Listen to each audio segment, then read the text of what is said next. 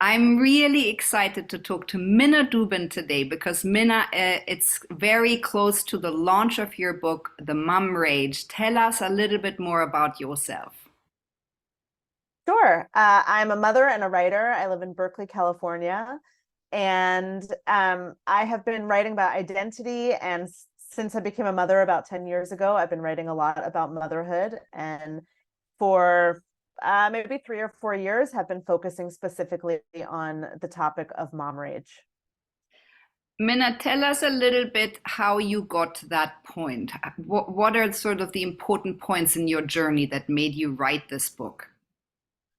Yeah, I think once I became a mother, I was very interested in sort of what was happening behind the, closed doors of everyone's homes and what motherhood really looked like. I think it surprised me because I never saw, except for in my own home, I felt like I never saw any realistic portrayals of motherhood. Um, and so doing all sorts of writing about different, sections of motherhood and different parts of it. And then I wrote this one essay about mom rage because I felt pretty angry in early motherhood and totally overwhelmed and frustrated with my kid and frustrated with my partner. And just, I felt like everything was on me. And my kid was particularly challenging. It was pre multiple diagnoses of neurodivergence, and I wrote this one essay about mom rage that was published in the New York Times. And I started getting all of these messages back from other moms from around the world, really, that were saying basically, oh my gosh, I thought I was the worst mother in the world. I thought I was all alone. And so that was sort of, a wake up call to me that this wasn't just me, that I wasn't just having this, that I wasn't the most terrible mother in the world, that actually this was an international phenomenon that was happening. And so then I began to interview mothers and to figure out, to research basically, why is this happening, and is it not a personal issue but rather a societal problem? And this is the result. And you describe motherhood as an antidote to the patriarchy. So, will you expand a little bit on that for us, Minna? And, I'm a mom to various neurodiverse children, so I really resonate. Yeah. um yeah, I think there's so much power in motherhood. I think motherhood is potentially a very beautiful, and I think it's life-changing for every person who becomes a mother. And we have the power as mothers to teach our children and to change the course of things, like one child at a time. Like, we have so much influence. And I think we also have the potential, if we do it right, to change, especially if we're married to men, to change our spouses and to change the course of patriarchy, one kid at a time, basically, depending on how we show up gender roles wise in our home. Yeah, I think Yeah, motherhood which is is so extremely powerful. powerful, Minna, that you say that. And I think this is something that you really talk about in your book, right? That you can turn this rage and this anger into something that fuels a movement to change. Yes, because if we don't use our anger and like look into it, we don't really understand it. It just feels very scary.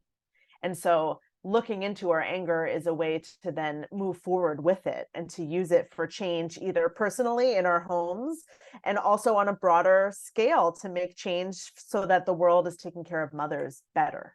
Yeah. Minna, what would you say motivates you most going forwards now, having written this book? I feel very motivated about mothers getting this in their hands. I feel very excited about this book touching mothers' hearts. I think that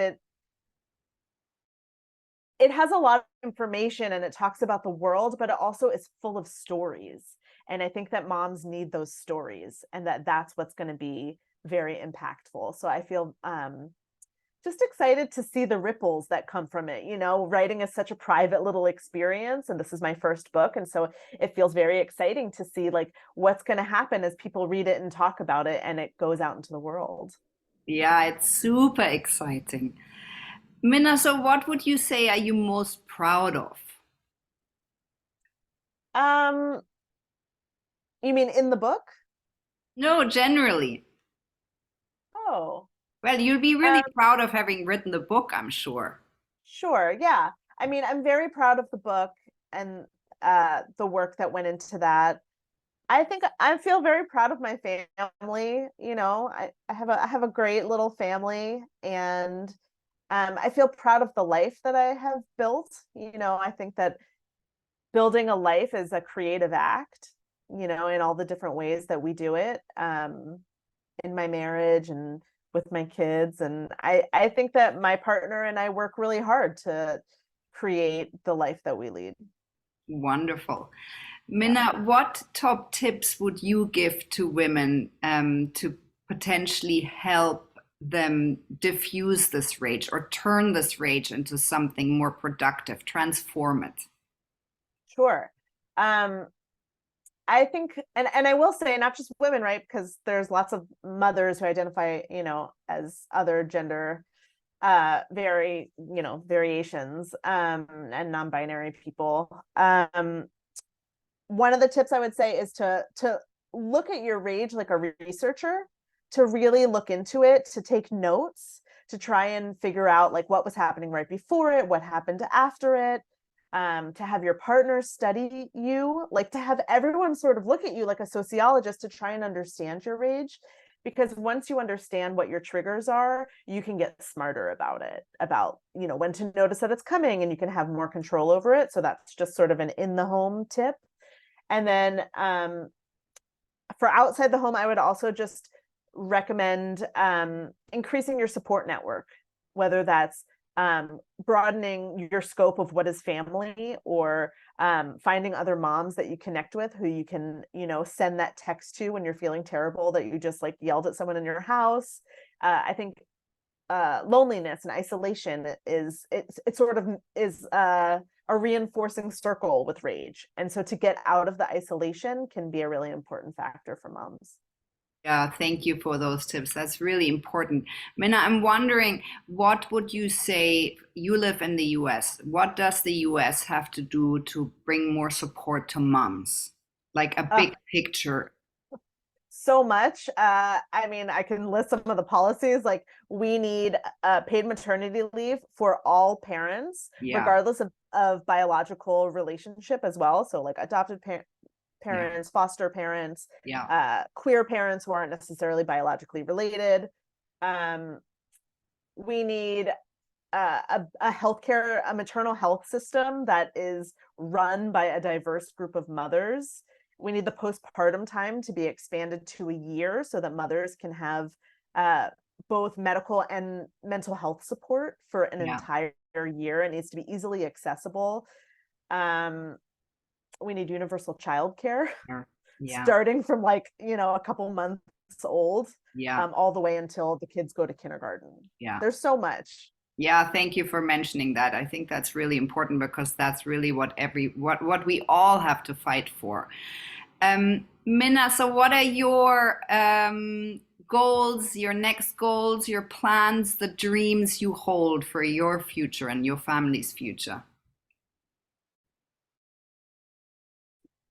I think I'm really excited to dive into the next creative project. I mean, I'll be doing, Mom Rage Press for a while, and then I'm gonna try my hand at fiction. And I'm still gonna be in the motherhood world, but I think it's gonna be a lot more light and a lot sexier. Yeah, I'm working on a novel.